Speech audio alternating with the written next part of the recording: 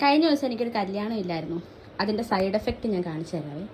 കാരണം ഇത്രയും വൃത്തിക്ക് നിങ്ങൾ ഇത്രയും വൃത്തിക്ക് ഈ അലമാരി ഇരിക്കുന്നത്. ഈ അലമാരിയുടെ ഒരു വശം മാത്രം ഞാൻ നിങ്ങളെ കാണിച്ചു തരാം. ഇവിടെ ഞാൻ കഴിഞ്ഞ ദിവസം കല്യാണത്തിന് ഉടുക്കാൻ പോകാൻ വേണ്ടി സാരി തപ്പിയതാണ് ഇവിടെ. പിന്നെ മടക്കി വെക്കാൻ സമയമില്ലാത്തത് കൊണ്ടല്ല, എനിക്ക് ശരിക്കും മടിയായിട്ടായിരുന്നു ഇത് മടക്കി വെക്കാൻ. അപ്പം ഇന്ന് എന്തായാലും ഇത് മടക്കി വെച്ചേ പറ്റത്തുള്ളൂ.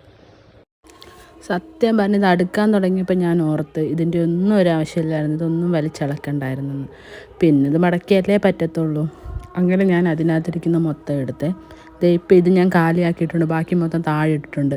പിന്നെ ബാക്കി ഈ മടക്കിയിരിക്കുന്ന പോലെ തന്നെ എനിക്ക് ഇത് നല്ല വൃത്തിക്ക് മടക്കി വെക്കണേ. പിന്നെ നമ്മൾ എന്ത് ചെയ്യാൻ പോയാലും ഒരു പാട്ട് വെക്കുന്ന ഒരു ശീലം നമുക്കുണ്ടല്ലോ. അപ്പം ഞാനെന്നാൽ മടക്കുന്നതിന് മുന്നേ ഒരു പാട്ടും കൂടെ അങ്ങ് വെച്ചേ.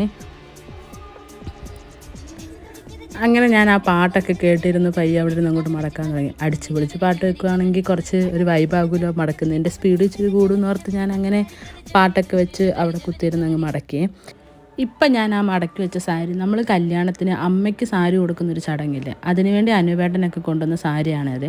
അപ്പോൾ എനിക്ക് അമ്മയില്ലാത്തതുകൊണ്ട് അതെൻ്റെ ചേച്ചിക്കാണ് കൊടുത്തത്. അങ്ങനെ ഞാൻ ഒരു വിധത്തിൽ അതെല്ലാം മടക്കി വെച്ചിട്ടുണ്ട്.